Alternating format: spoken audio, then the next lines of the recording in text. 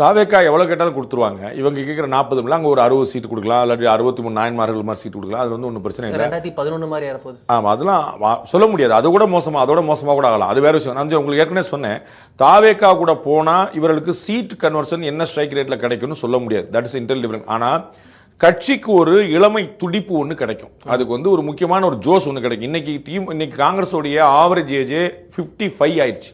தமிழ்நாட்டு காங்கிரஸுடைய சராசரி வயது 55 வயது கீழே உங்களால் தலைவர்களையும் தேர்ந்தெடுக்க முடியாது, தொண்டர்களை பார்க்க முடியாதுங்கிற மாதிரி போயிடுச்சு. நம்ம பார்க்கணும், தாவேக்கா உள்பட பல கட்சிகள், அண்ணாமலை பின்னாடி, சீமான் பின்னாடிலாம் இளைய தலைமுறை இப்பெல்லாம் போயிட்டு இருந்துச்சுன்னு பார்த்தா, விஜயகாந்துக்கு பிறகு வந்து தொடர்ந்து இளைஞர்கள் அந்த பக்கம் போகிறாங்கன்னு பார்க்குறோம். அப்போ அடுத்த தலைமுறையிலே தலைவர்கள் உருவாகலை அப்படின்னா எப்படி ஒரு கல்யாணம் முடியலங்கிறதுக்காக வந்து ராகுல் காந்தி இளைஞர்னு சொல்லிட முடியாதுல்ல.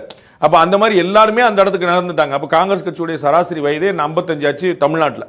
அப்போ அடுத்த தலைமுறையில் ஒரு 25, ஒரு 30, ஒரு 35 ஆள் வேணும் அப்படிங்கிற நிலைமையே அங்கே இல்லை அப்படின்னு பார்க்கும்போது அவங்க என்ன தொண்டர்களும் இல்லைங்கிற பார்க்கறதுனால அவங்களுக்கு இப்போ என்ன வேணுங்கிறது தான் கேள்வி. அவங்க என்ன நினைக்கிறாங்க, 40 சீட்டு ஆட்சியில் பங்கு அப்படின்னா, ஆட்சியில் பங்குன்னு கிடைச்சதுன்னா ஒரு 4-5 அமைச்சர்கள் கிடைக்கிறாங்கன்னா அவர்களுக்கு சுற்றி ஒரு கட்சி வளரும். நம்ம வந்து இப்போ குறுந்தலைவர்கள் இருக்கிற திமுக வளர்த்து யாருன்னா குறுநில மன்னர்கள் தான்.